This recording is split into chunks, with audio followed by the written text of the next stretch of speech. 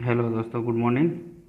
आज हम चैप्टर 10 पढ़ रहे हैं जो क्लास 10 के अंदर आता है। टॉपिक का नाम है सर्कल। इससे रिलेटेड मैं पूरा टॉपिक आपको 2 मिनट में समझा देता हूँ और उसके बाद इसके कुछ इंपॉर्टेंट क्वेश्चंस और जो थ्योरम्स होती है हम लोग एक बार देख लेते हैं। देखिए, एक सर्कल होता है, उसका कोई एक सेंटर होता है। अगर इस परिधि के ऊपर कोई भी बिंदु है और इधर भी कोई एक बिंदु है, इन दोनों से अगर कोई एक रेखा खींचते हैं तो ये जो इस तरह की रेखा कहलाती है छेदक रेखा। दूसरा जैसे ए बी, एक कोई स्पर्श रेखा है और इस परिधि के ऊपर कोई पी बिंदु है जहाँ से एक रेखा खींच रहे हैं, इसको स्पर्श करते हुए, इसको पास करते हुए, तो ये जो रेखा कहलाती है आपकी स्पर्श रेखा कहलाती है। जैसे ए बी रेखा वृत्त में एक और एक केवल उभयनिष्ठ बिंदु पी है और ये क्या है, स्पर्श रेखा कहलाती है। उभयनिष्ठ बिंदु आपका पी है। तो कंक्लूजन क्या निकलता है, वृत्त के एक बिंदु पर केवल और केवल एक स्पर्श रेखा ही खींच सकते हैं। कहने का मतलब ये हुआ, एक कोई वृत्त की परिधि है, इसके ऊपर कोई भी एक बिंदु है, इस बिंदु से सिर्फ और सिर्फ एक ही स्पर्श रेखा खींची जा सकती है। ये आपको ध्यान रखना है। दूसरा, आगे देख लीजिए आप लोग, स्पर्श रेखा और वृत्त के उभयनिष्ठ बिंदु, ये जो आपका सर्कल है, इस सर्कल की ये स्पर्श रेखा है और ये जो उभयनिष्ठ कोई बिंदु है, इस वाले पॉइंट को क्या कहेंगे, स्पर्श बिंदु कहते हैं। क्या कहते हैं साहब, स्पर्श बिंदु। जैसे आपका पी है, ये क्या कहलाएगा, आपका स्पर्श बिंदु कहलाएगा। ए बी क्या कहलाएगी, आपकी स्पर्श रेखा कहलाएगी। आगे देखिए, स्पर्श रेखा को वृत्त के उभयनिष्ठ बिंदु पर स्पर्श करना कहते हैं। ये स्पर्श रेखा है और ये जो उभयनिष्ठ बिंदु पी है, तो ये क्या कहलाता है, स्पर्श करना कहलाता है। ये इसको स्पर्श कर रहा है इस तरीके से। देखिए, अब प्रमेय देख लीजिए। प्रमेय क्या कहती है, वृत्त के किसी बिंदु पर स्पर्श रेखा, स्पर्श बिंदु, ये स्पर्श रेखा, ये स्पर्श बिंदु P से जाने वाली यहाँ से जो जाने वाली एक त्रिज्या है, त्रिज्या पर लंब होती है। देखिए, वृत्त के किसी बिंदु पर स्पर्श रेखा, वृत्त के किसी बिंदु पर ये स्पर्श रेखा, स्पर्श बिंदु से जाने वाली ये जो रेखा है यहाँ से यहाँ तक, ये क्या कहलाती है, हमेशा क्या होती है, लंब होती है। इस बात का आपको ध्यान रखना है। सर्कल, ये स्पर्श रेखा, ये स्पर्श बिंदु, सेंटर से स्पर्श बिंदु मिला देंगे तो ये हमेशा क्या होगी, लंब। इसका मतलब इसको अपन लोग क्या मानते हैं, 90 डिग्री। इस तरीके से ये आपके प्रमेय नंबर फर्स्ट है। देखिए, इसको हम लोग प्रूव भी कर सकते हैं। देखिए, यहाँ से यहाँ तक की डिस्टेंस मान लो कि O से P है। अब इस स्पर्श रेखा पर कहीं पे भी हम लोग जैसे कोई भी पॉइंट लगा, जैसे यहाँ लगाओ, यहाँ लगाओ, यहाँ लगाओ, इधर इधर, कोई दिक्कत नहीं है। और इस O को इस स्पर्श रेखा पे जो भी दूसरा कोई बिंदु बनाया इस P के अलावा, वो अगर हम लोग मिला देते हैं तो इससे हमें क्या पता चलता है, इस O से P की डिस्टेंस से हमेशा बड़ा ही होगा। तो इसका मतलब ये हो गया, देखिए आप, इसको O से Q की डिस्टेंस हमेशा OP से बड़ी होगी, भले ही वो यहाँ बिल्कुल पास में भी हो तो भी बड़ी होगी। इस बात का आपको ध्यान रखना है। तो कहने का मतलब OP AB के अन्य बिंदुओं से न्यूनतम दूरी पर होती है। जैसे OP यहाँ पर इस AB के ऊपर कहीं पर भी बिंदु होगा, ये सबसे कम से कम डिस्टेंस के ऊपर होगी। ठीक है, तो इससे OP AB पर एक क्या होगा, लंब होगा। इस तरीके से हम लोग ये प्रमेय हम लोग याद रखेंगे। कम शब्दों में किस तरह से याद रखेंगे, एक सर्कल होगा और स्पर्श रेखा होगी, स्पर्श रेखा जो स्पर्श बिंदु है उसको सेंटर से मिला देंगे तो ये स्पर्श रेखा पर हमेशा लंब होती है। बस इतना सा आपको ध्यान रखना है। एक बिंदु से एक वृत्त पर स्पर्श रेखाओं की संख्या कितनी होती है, तो ये हमें, जैसे कि ये कोई सर्कल है और उसके अंदर कोई बिंदु है, तो ये जो रेखाएं खींची जा रही है, ये कोई स्पर्श रेखा नहीं है, एक भी स्पर्श रेखा नहीं है। अंदर हो तो वृत्त के ऊपर अगर कोई एक बिंदु है तो उससे एक स्पर्श रेखा खींची जा सकती है, ये भी आप लोगों ने देखा। और वृत्त के कहीं बाहर हैं तो उससे मैक्सिमम कितनी स्पर्श रेखा खींच सकते हैं, 2। वृत्त के अंदर किसी बिंदु से जाने वाली वृत्त पर कोई स्पर्श रेखा नहीं होती, जैसे एक बिंदु P है तो इससे कोई भी ये स्पर्श रेखा नहीं होगी। ये सारी की सारी जो है वो छेदक रेखाएं कहलाएगी। कौन सी रेखाएं, छेदक रेखाएं। वृत्त पर स्थित किसी बिंदु पर वृत्त पर एक और केवल एक स्पर्श रेखा, जैसे सर्कल के ऊपर कोई भी एक पॉइंट होगा तो इससे एक ही स्पर्श की जा सकती है। नेक्स्ट, वृत्त के बाहर स्थित, ये वृत्त के बाहर कोई भी एक बिंदु है, इससे जाने वाली वृत्त पर 2 और केवल 2 स्पर्श रेखाएं होती हैं। बस इस तरीके, जैसे यहाँ पर T1 है और T2 है, इस तरीके से।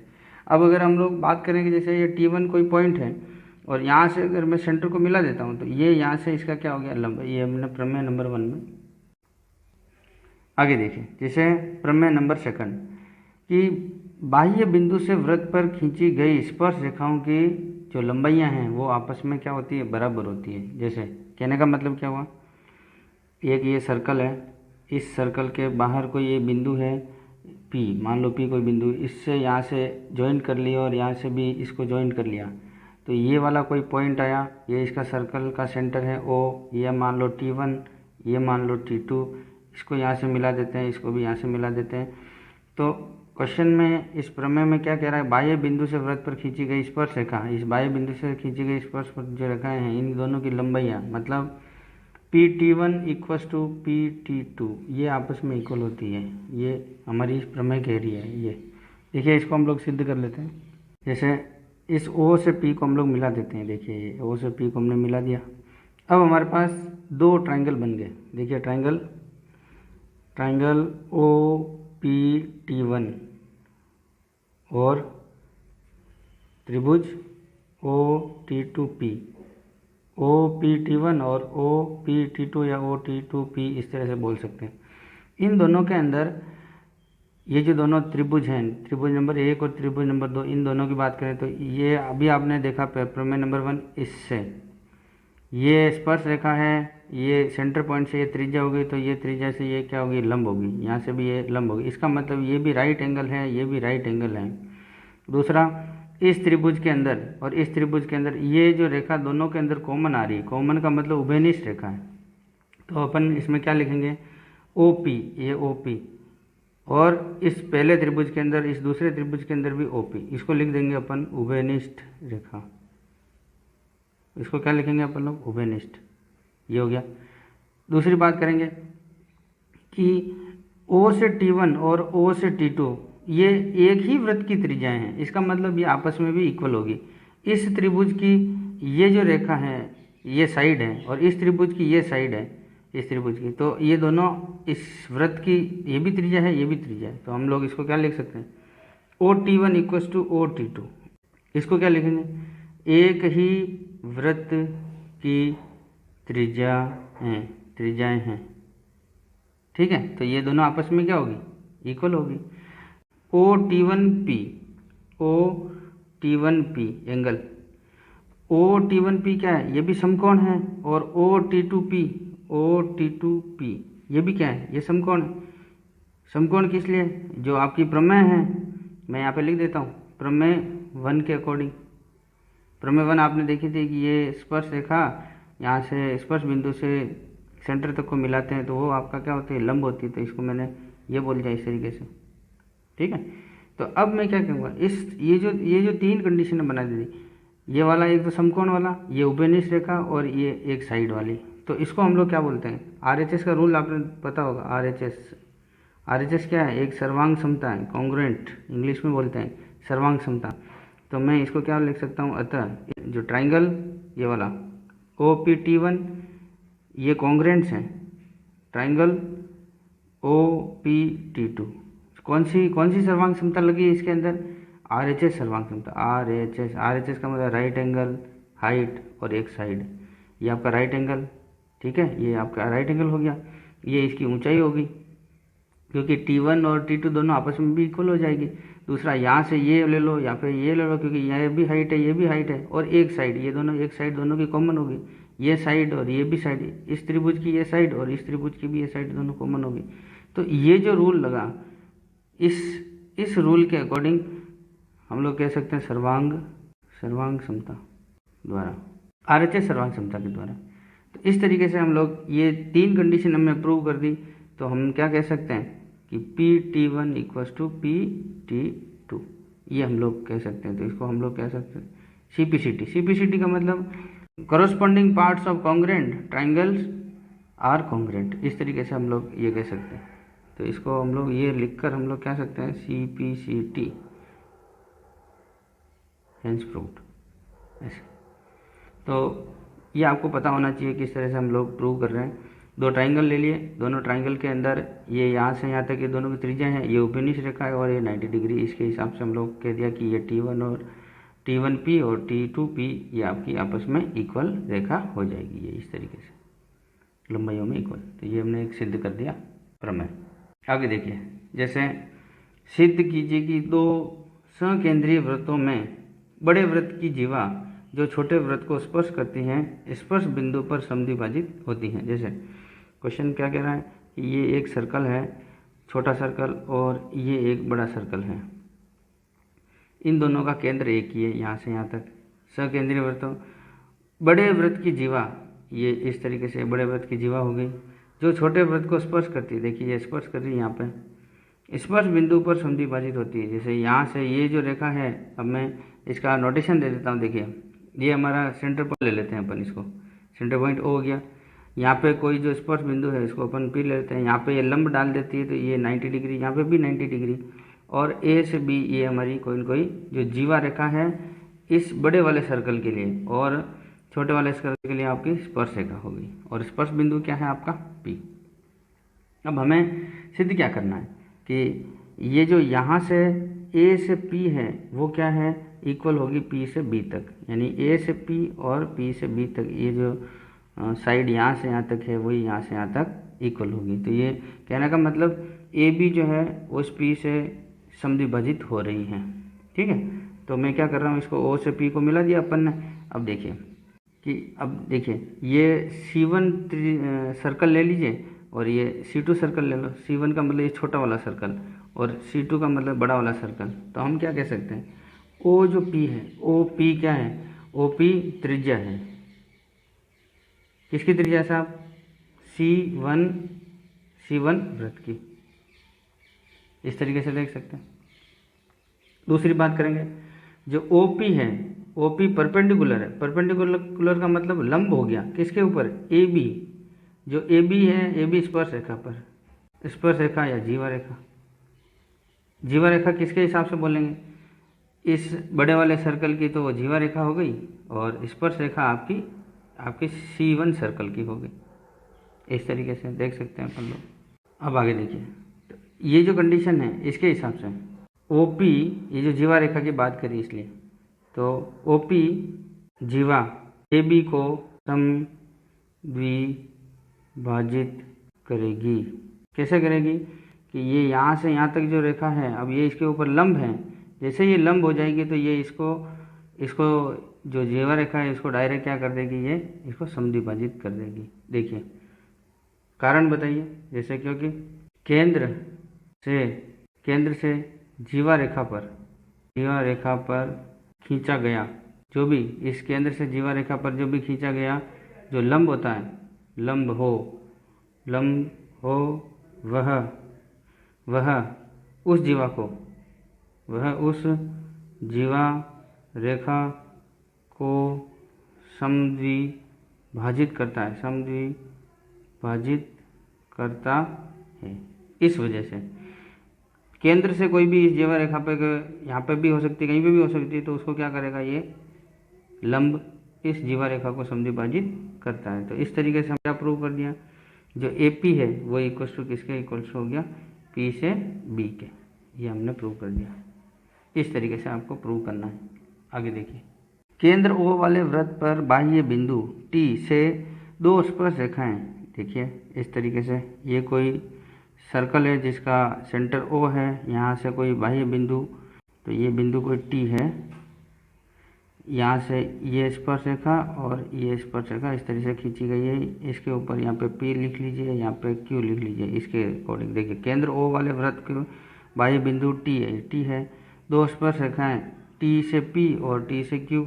इस तरीके से ये अभी हमने प्रूव कर दिया था कि ये दोनों जो स्पर्श रेखाएं आपस में इक्वल होती हैं।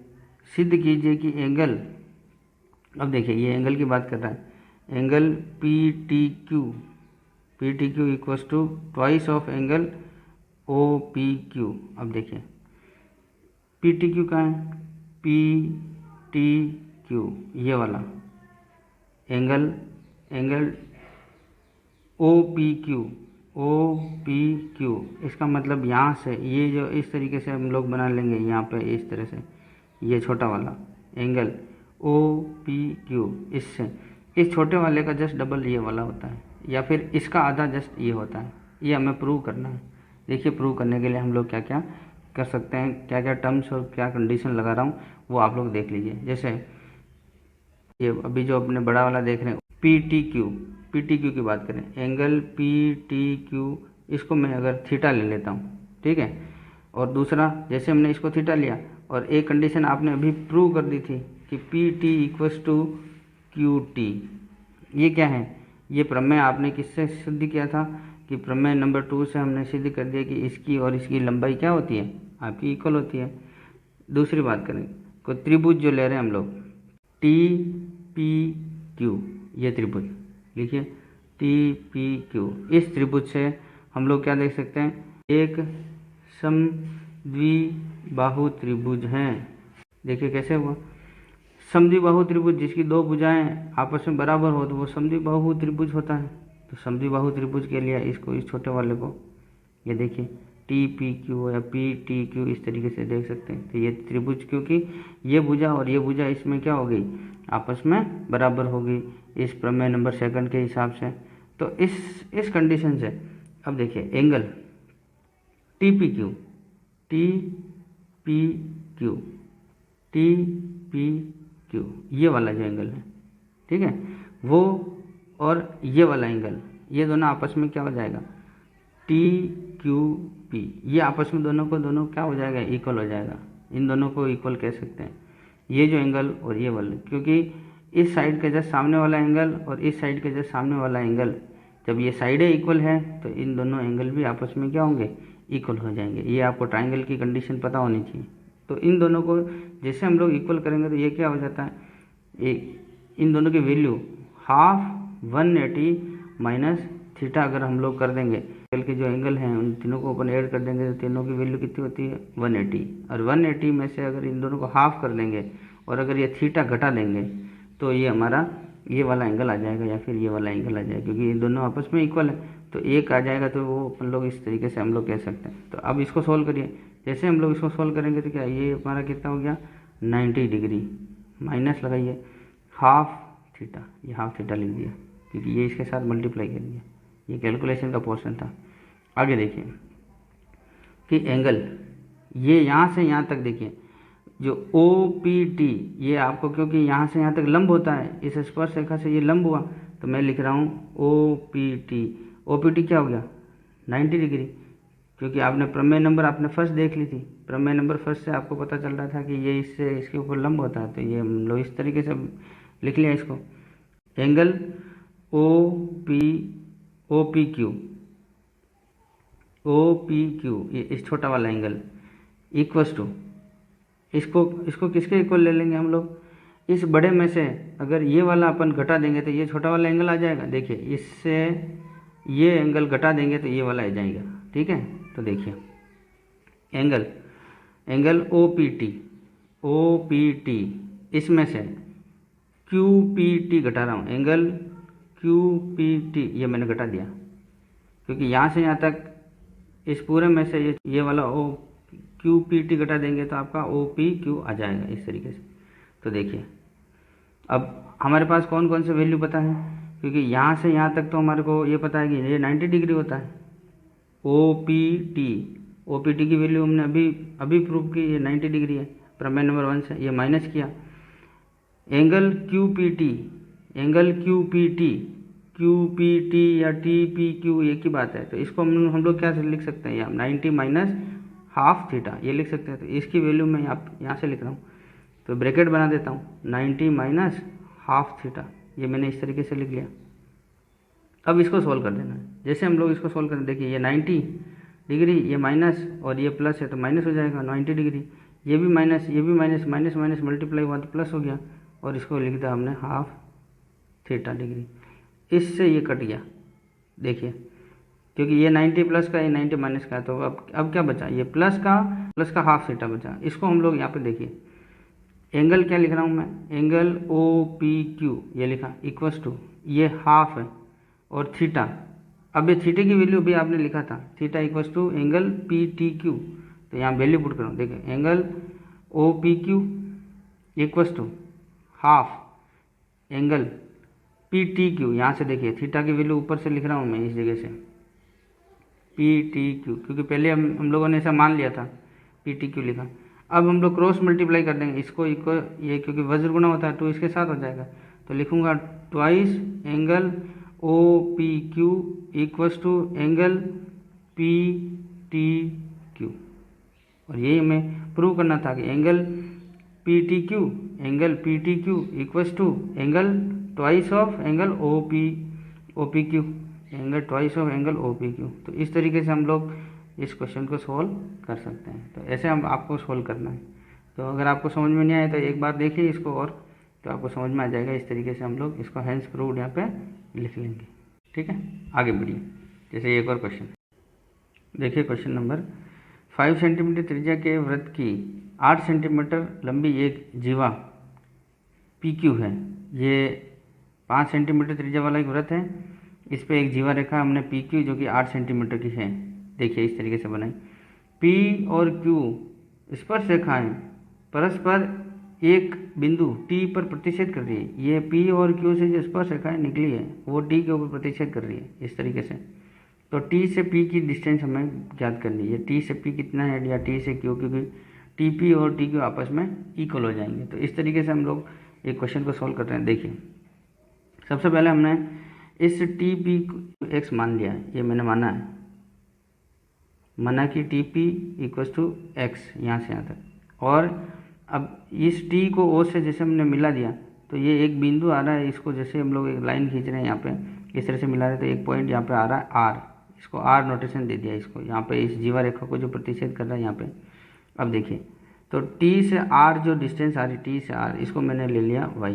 देखिए ये दोनों अपन ने मान लिया है। अब पी आर टी ये जो त्रिभुज है इसके अंदर ये 90 डिग्री है, ये 90 डिग्री, तो ये थीटा ले लेते हैं, ये आधार हो गया, ये आधार, ये लंब, ये कर्ण।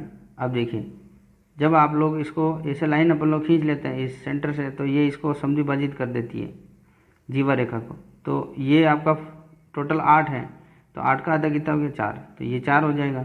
ये भी 4 है, ये भी 4 है।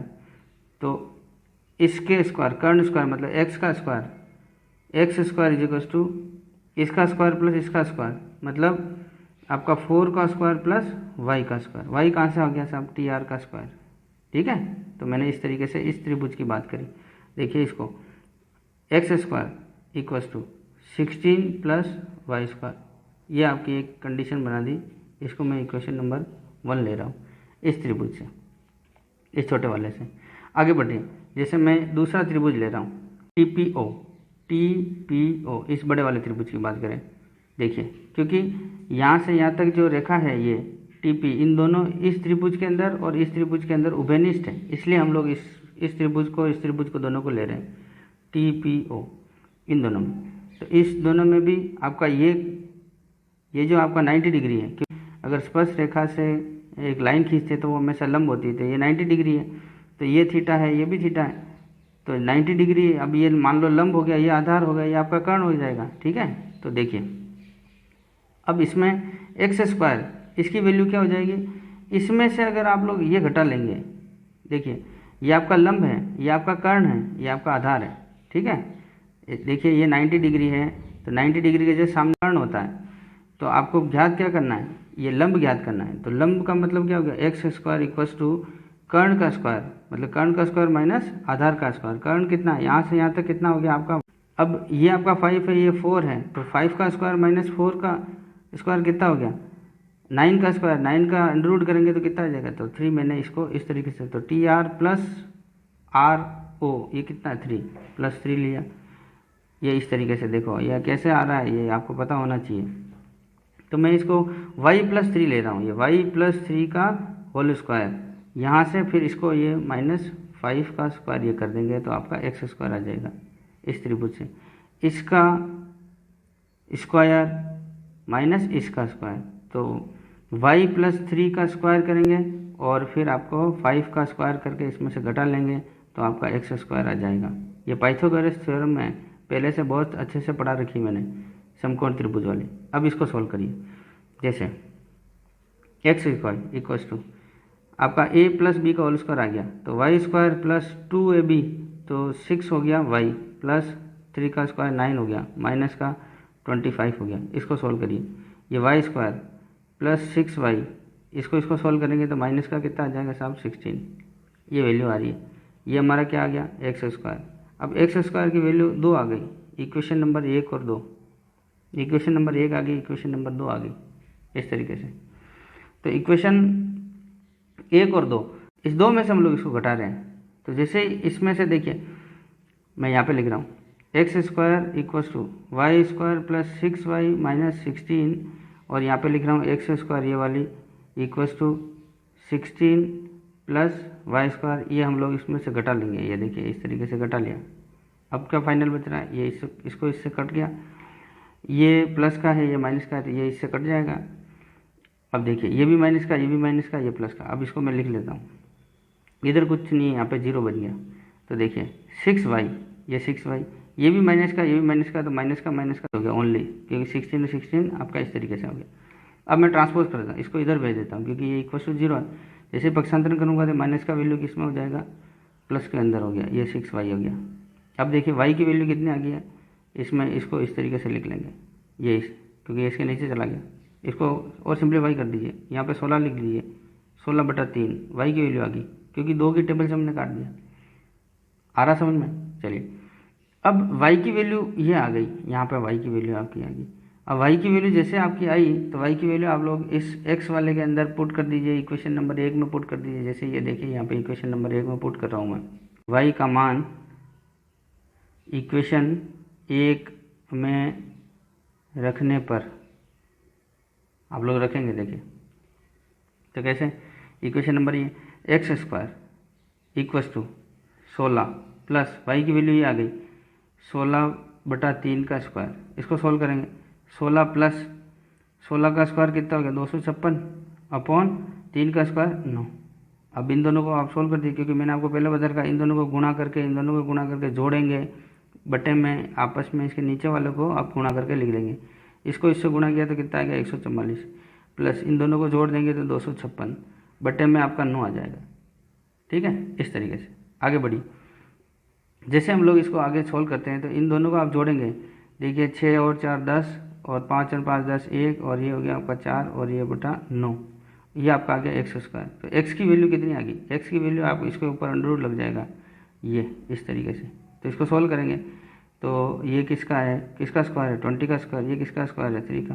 तो आपके एक्स की वैल्यू कितनी आ गई है, तो एक्स की वैल्यू जैसे आई, तो एक्स की वैल्यू जैसे इसका मतलब आपका इसका एक्स क्या है आपका टी से पी है, तो टी से पी या फिर टी से क्यू, ये क्या है आपकी 20/3 सेंटीमीटर आ गई, ये वैल्यू आ रही है आपकी इस तरीके से। तो ऐसा आपको क्वेश्चन को सोल्व करना है। सीधी कीजिए कि किसी वृत्त के किसी व्यास के सिरों पर खींची गई स्पर्श रेखाएं समांतर होती है। देखिए ये कोई वृत्त है, इस वृत्त का केंद्र आपका ओ हो गया, और यहाँ से इसके व्यास से खींची गई, इसका कोई व्यास है यहाँ से, ये व्यास, इससे खींची गई स्पर्श रेखाएं, ये स्पर्श रेखाएं, ये इस तरीके से स्पर्श रेखाएं, खींची गई स्पर्श रेखाएं ये समांतर होती है। ये एल ले लो, ये एम ले लो, यहाँ से ए ले लो, ये बी ले लो, इस तरीके से हमने पॉइंट ले लिया, नोटेशन ले लिया।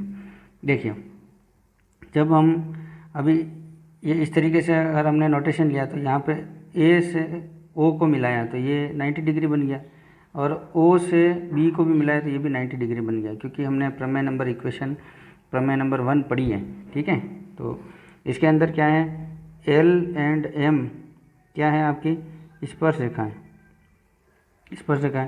और स्पर्श बिंदु कौन से हो गए आपके स्पर्श बिंदु, ये स्पर्श बिंदु ए और बी आपके क्या होंगे, आपके स्पर्श बिंदु हो जाएंगे इस तरीके से। तो हमें प्रूव क्या करना है, एल जो है पैरेलल है, समांतर है किसके, एम के, तो ये हमें प्रूव करना है। अब आपको पता है कि ओ से ए और ओ से जो बी है वो ये आपकी त्रिज्या है, दोनों साइड में त्रिज्या हो गई, यहाँ से यहाँ तक, वो यहाँ से यहाँ तक त्रिज्या हो गई।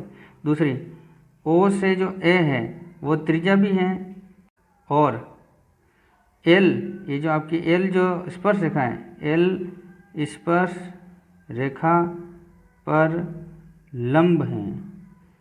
इसी तरीके से जब ये लंब है तो इसका मतलब क्या हो गया, एंगल मैं इसको 1 ले लेता हूँ, इसको एंगल 2 ले लेता हूँ, तो एंगल 1 वो कितना हो गया आपका 90 डिग्री। इसी तरीके से एंगल 2 जो है वो भी आपका क्या हो जाएगा 90 डिग्री। ये आपकी ओ ए और ओ बी आपकी त्रिज्या रेखा है। इसके हिसाब से जब आपकी ये यहाँ से अगर इसके ऊपर ये 90 डिग्री है तो ये भी इसके ऊपर 90 डिग्री है, तो ये वाला एंगल आपका क्या हो जाएगा, 90 डिग्री हो जाएगा। दूसरा, जब ये और ये अगर 90 डिग्री हैं, इसका मतलब पैरेलल हो गई।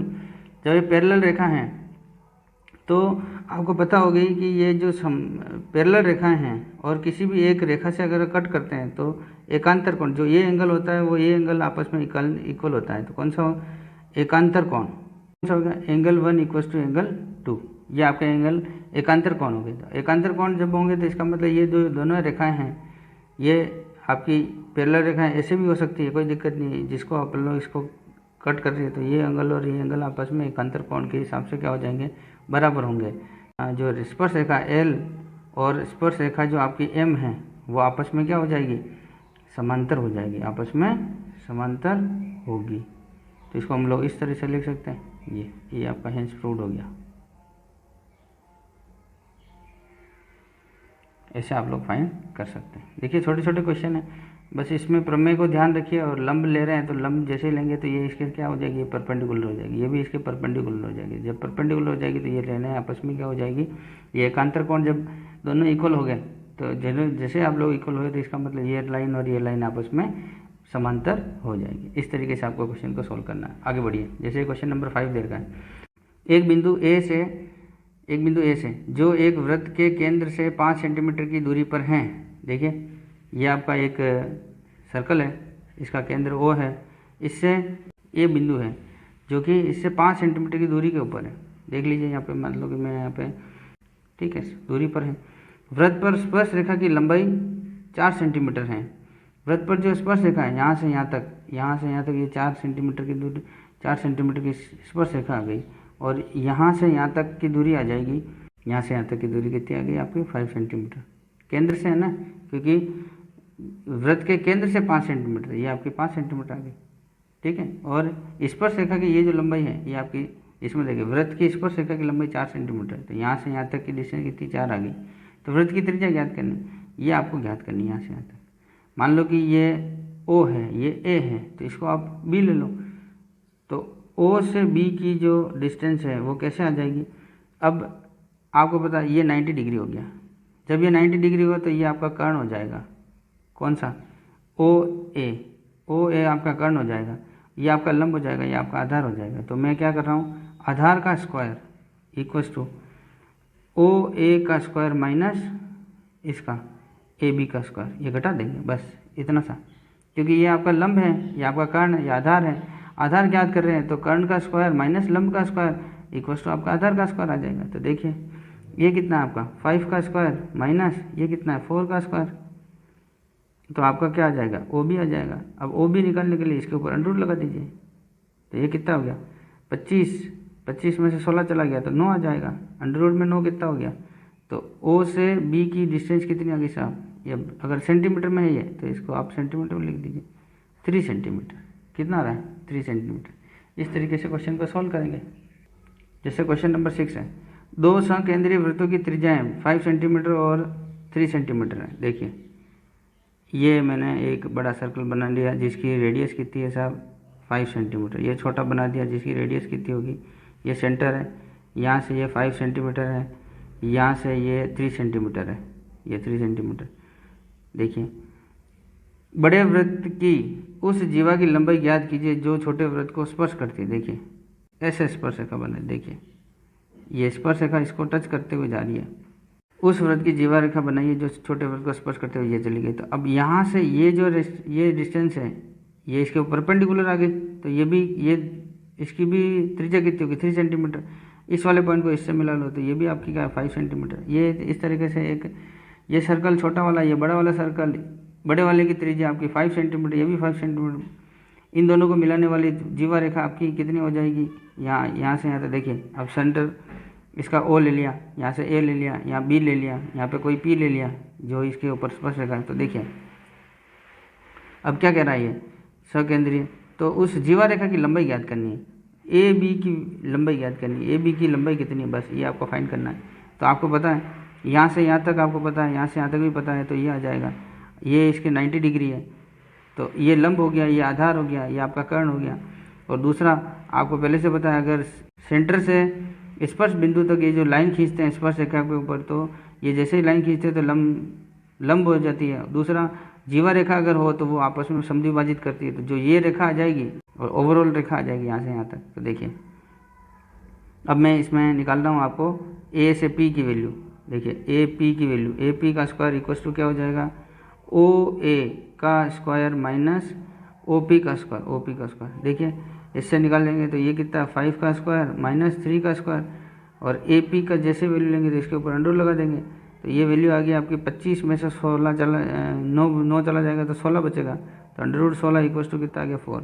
तो ये वैल्यू आपकी 4, तो ये भी वैल्यू आपकी 4 आ गई। तो ए बी की वैल्यू कितनी आ गई, ए बी की वैल्यू आ गई A P plus P B equal to 4 + 4 equal to 8 centimetre. इस तरीके से आपको सोल्व करना है क्वेश्चन को। आगे देखिए आगे बढ़िए, और ये मैं आपको लास्ट क्वेश्चन करवा रहा हूँ। इस तरीके से और भी क्वेश्चन हैं आप लोगों के, तो प्रैक्टिस करिए और क्वेश्चन को सोल्व करिए। जैसे सिद्ध कीजिए कि किसी बाह्य बिंदु से किसी वृत्त पर खींची गई स्पर्श रेखाओं के बीच का कोण स्पर्श बिंदुओं को मिलाने वाले रेखाखंड द्वारा केंद्र पर आंतरिक कोण का संपूरक यानी सप्लीमेंट्री होता है। तो देखिए इसका डायग्राम कैसे बनेगा।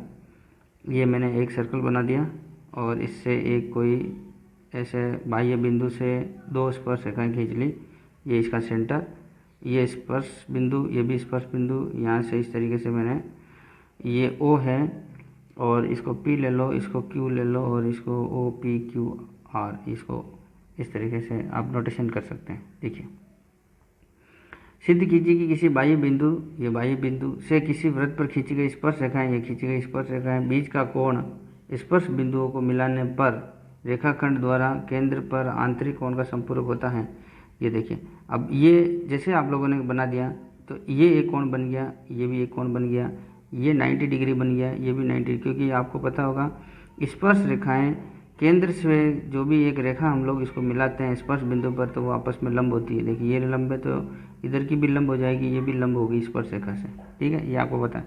अब हमें प्रूव क्या करना है, देखिए प्रूव इसको, और ये भी अब हमारे पास जैसे ये एक चतुर्भुज बन गया PQOR, एक चतुर्भुज है। इस चतुर्भुज के अंदर ये अगर हम इन चारों का एंगल को ऐड करेंगे तो कितना हो जाए चतुर्भुज के 360। तो हमें क्या करना है, इसका और इसका जैसे हम लोग ऐड करेंगे तो वो सब समपूरक होते हैं। समपूरक का मतलब हो गया सप्लीमेंट्री एंगल। तो देखिए मैं लिख रहा हूँ एंगल ROQ प्लस ये वाला इसको QPR, एंगल QPR, इसकी दोनों की वैल्यू 180 का मतलब संपूरक है। ये आपको प्रूव करना है, ठीक है। तो कैसे प्रूव करेंगे, देखिए O से Q और O से R ये हमारी क्या है, स्पर्श रेखाएं हो गई। जैसे स्पर्श रेखा हो गई तो ये 90 डिग्री का एंगल आ गया, तो मैं इसको लिख सकता हूँ। देखिए OQ त्रिज्या है तथा OR भी त्रिज्या है, और ये किसके ऊपर स्पर्श रेखा है, OQ PQ जो है ये स्पर्श रेखा है पर PQ, ये PQ इस Q पर स्पर्श रेखा है जो है स्पर्श रेखा है, तथा ये P और R, PR भी स्पर्श रेखा है। तो ये आपको पता है जब भी स्पर्श रेखा बन जाएगी और OP से अगर ऐसा अपन लोग मिला देंगे OQ और OR को, तो ये इस पर क्या होगा, लंब हो जाएगा। तो मैं क्या लिख रहा हूँ यहाँ पे, angle OQP equals to angle ORP equals to कितना हो गया साहब, ये 90 डिग्री। आपस में 90 डिग्री होंगे ये दोनों, क्योंकि ये समकोण है, लंब होते हैं, समकोण हो जाते हैं, ठीक है। अब बात करते हैं चतुर्भुज। इस यहाँ से शुरू कर रहा हूँ ORPQ, इससे देखिए एंगल, चारों को एंगलों को जोड़ दो जल्दी से। जैसे कि ये एंगल और ये एंगल सबको जोड़ रहा हूँ। देखिए ORP प्लस ORP हो गया। अब ये एंगल तो RPQ जो भी एंगल होता है जिसको अपन बीच में लिख रहे हैं, प्लस अब ये यहाँ से ये हो गया। अब इसको ले लेते हैं अपन यहाँ से यहाँ तक, angle PQO P Q O, ये वाला एंगल हो गया, फिर प्लस एंगल यहाँ से O Q O R, Q O R, इस तरीके से ये चारों एंगल हो गए।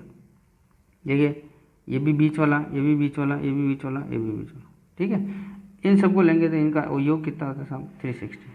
अब आपको पता है कि मैंने अभी लिखा है बीच वाला एंगल क्यू, बीच वाला एंगल क्यू कौन सा है साहब, बीच वाला एंगल क्यू, तो इसकी वैल्यू कितनी होती है 90 डिग्री।